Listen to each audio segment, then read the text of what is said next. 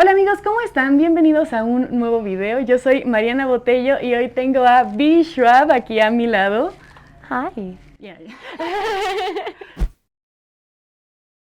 Thank you so much for being here, for your time. And It's my pleasure. for giving me this opportunity. I'm a huge fan. Really? Yeah. And I have some questions for you. Okay. The first one is, do your books coexist in the same universe? Ooh, it's interesting. A lot of people have asked me this lately. I think they do in that I'm the common factor in all of them. And I like to think that it's a universe like ours that just has magic underneath the surface or right behind the doors. But it's not like a Brandon Sanderson thing where it's all very consciously interconnected, where Shades of Magic takes place 200 years before Savage Song or things like this. It's just more how I think of the world. If they were in the same universe, to which London would Addie LaRue belong? Definitely Red.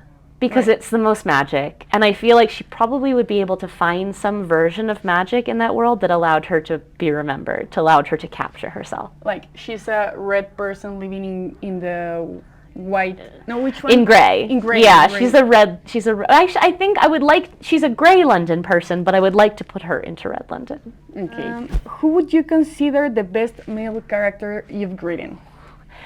It depends. I mean, this is hard. It depends on what you like in a character, you know. Henry Strauss in Addie LaRue is my most autobiographical character, so he's very, very close to me. Victor Vale in Vicious and Holland in Conjuring of Light are two of my favorites, though, so I don't know who I would pick. I would narrow it to those three. So you put a lot of yourself in Henry? Yeah, in almost all of myself in Henry. He's who I would have been if I had never found writing. Wow. And you also relate with the watch part, like yes. Okay, wow, that's really touching. Are you Team Luke or Team Henry? I'm Team Addie.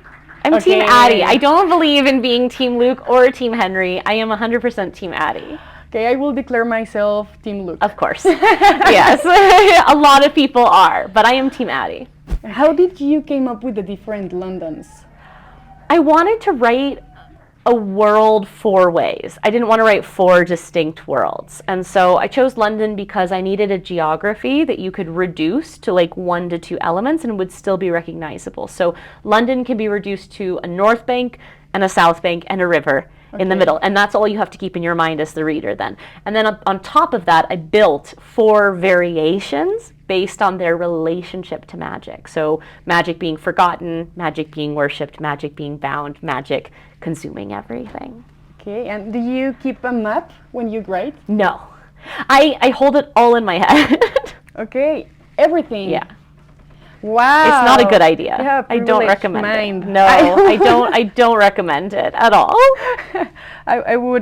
I wouldn't remember the names of my characters. And every now and then I have to look something up, but on the whole, I hold a lot of things in my head. Wow. Privileged mind. No. It's dangerous. What would you consider the most difficult part of writing magic systems? I think keeping it simple. Because you can start simple and make things complicated, but you can't start complicated and make things simple.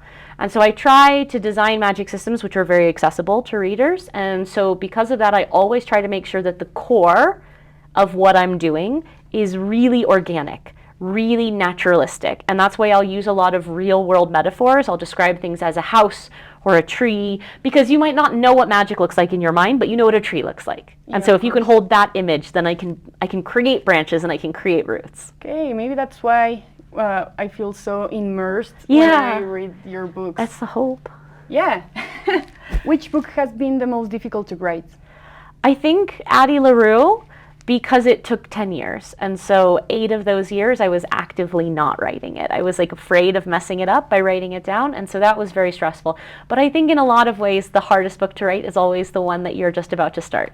Did you know that Addie LaRue was going to be a single book since the beginning? So I write all of my endings first. I know all of the ways that my books end before I start writing them. So I did not actually start writing Addie LaRue until I knew how it ended. And so because of that, I know when I sit down to write whether something is going to be a closed loop like a standalone, or a branching thing like a series. Oh, that's impressive, because for me, Addie LaRue was, I couldn't guess the last part, the ending. Yes. Wow.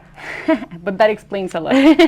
And last but not least, what would you say to all the girls playing Ouija board to get the chance to meet Luke? Don't pray to the gods that answer after dark. Okay, thank you so much. You're so welcome. Espero que todos hayan disfrutado mucho esta entrevista y nos vemos a la próxima. Bye.